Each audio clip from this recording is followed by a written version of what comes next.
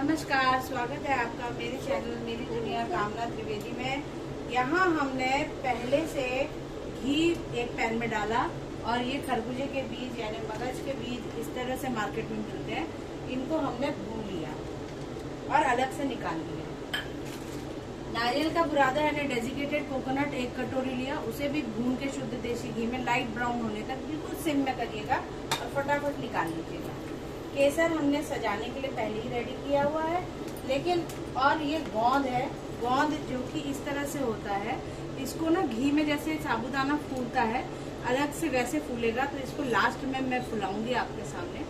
पंजीरी बन रही है और फिर जैसे ये फूल जाता है तब हम इसे मिक्सी में या सिलबट्टे में या खरल में कूट लेंगे, तो फिर हम पंजीरी में मिलाएंगे। अभी बन रही है धनिये की पंजीरी, जिसके लिए चाहिए हमें अनेक तरह के जितने भी आप मेवे ला सकते हैं, पिस्ता, काजू, किशमिश, बादाम, अखरोट, वो सब लाइए, उनको बारीक काटिए।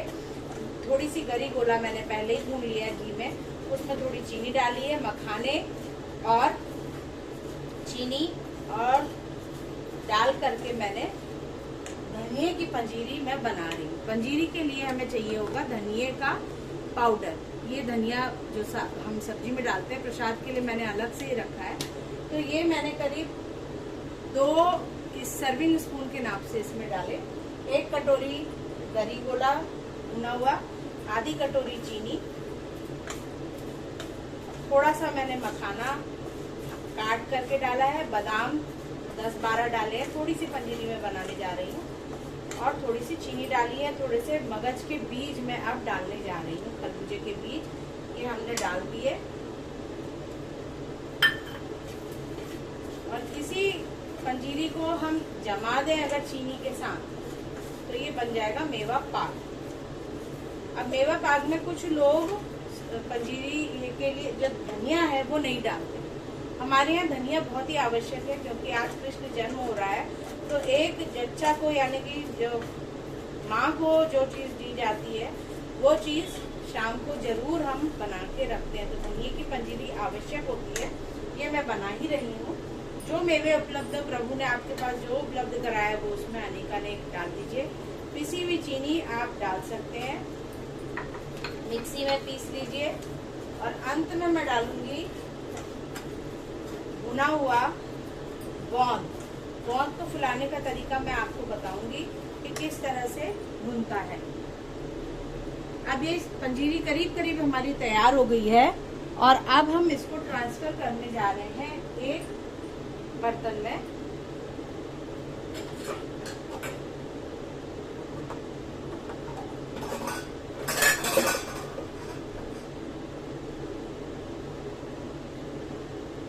यहाँ मैं इसको ले लेती हूँ।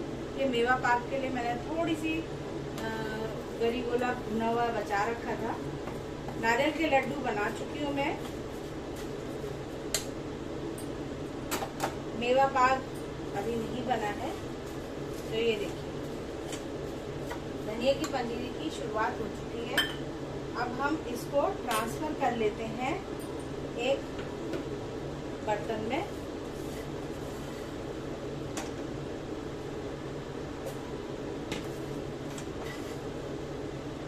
आप कैसे बनाते हैं कमेंट करके जरूर बताइएगा। हम लोग तो इसी तरीके से बनाते हैं, देसी घी में ही ये बनती है।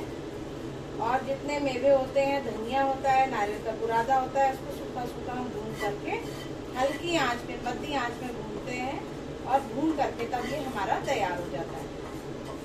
और गोंद अवश्य डालते हैं, जैसे कि एक नई माँ को जरूरत होती है पोषण की, इसी तरह से माना जाता है कि माता देवकी को भी आवश्यकता होगी, इसलिए हम इसमें पहले घी थोड़ा सा डालेंगे पैन में, और इसको ढक करके आप, क्योंकि ये ना बबल्स छोड़ेगा, ये हमने घी डाल दिया। थोड़े से ही मैं डालूंगी गोंद को। इंग्रेडिएंट्स पहले से हैंडी रखिएगा, जैसे कि बादाम, काजू, किशमिश जो भी है आप एक प्लेट में या बाउल में पहले रेडी रख लीजिएगा। ये हमारा घी पड़ गया है। अब हम गरम घी में गोंद को डालने जा रहे हैं।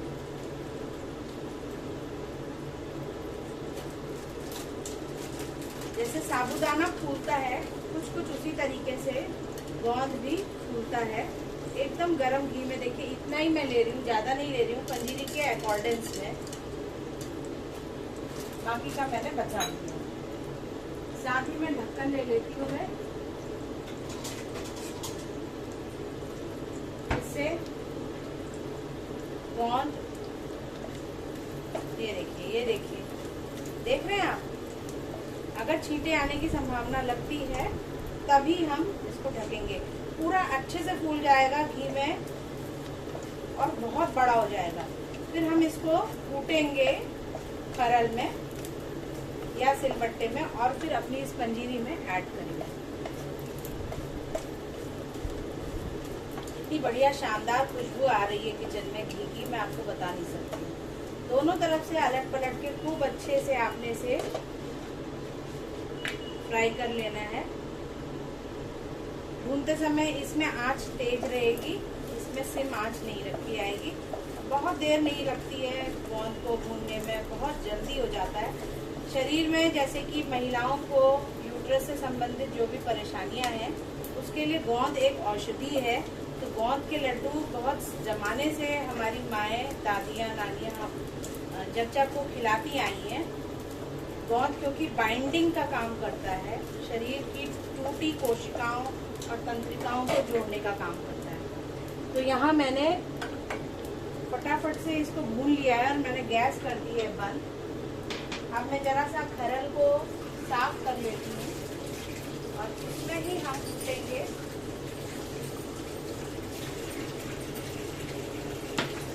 जो हमने अभी गोंद बनाया। आज माओं का व्रत होता है तो साथ साथ बच्चों का भी व्रती जैसा हो जाता है। आधे समय वो बेचारे भी भूखे रहते हैं। सबका सहयोग होता है तभी परिवार में त्योहार या उत्सव बन पाते हैं। चलिए ये हमने भून लिया और ये मैं निकाल करके खरल में डालती जा रही हूँ।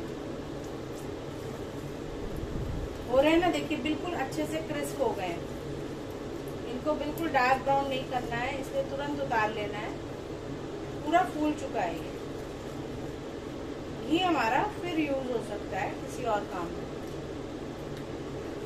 अभी मेवा पाक हमने नहीं बनाया है तो मेवा पाक के लिए ये घी को मैं बचा ले रही हूँ। मेवा पाक में भी हम गोंद को इस्तेमाल करेंगे। तो यहाँ पर हमने खरल ले लिया है और अब मैं खरल को इस्तेमाल कर रही हूँ। मेरे को लगता है कि शायद आप देख पा रहे होंगे।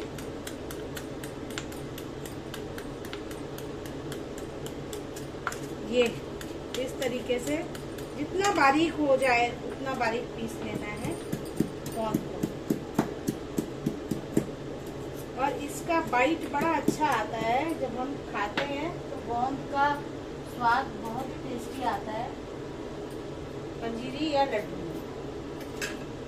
तो ये देखिए उतना सारा गोंद था लेकिन ये पीस करके जरा सा रह गया। तो 1 से 1.5 चम्मच ये बन के आया है। इसको मैंने पंजीरी में मिला दिया है पूरी तरह से। और अब इस पंजीरी में सब कुछ मिला हुआ है, सारे मेवे क्रश करके मैंने डाल दिए हैं और धनिया डाल दिया है और गरी गोला डाल दिया है। और ये चीनी के साथ बिल्कुल प्रसाद में भोग लगने के लिए तुलसी दल डाल करके बिल्कुल तैयार है। तो ये थी रेसिपी धनिया की पंजीरी की, कि किस तरीके से हम उसको बना सकते हैं बड़े आसानी से। तो आपको ये रेसिपी ज़रूर पसंद आई होगी, उम्मीद है।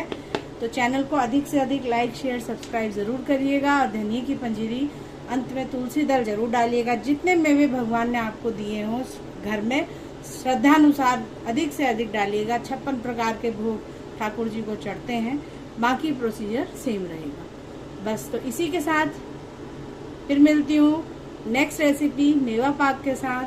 तब तक के लिए राम राम, नमस्कार और धन्यवाद।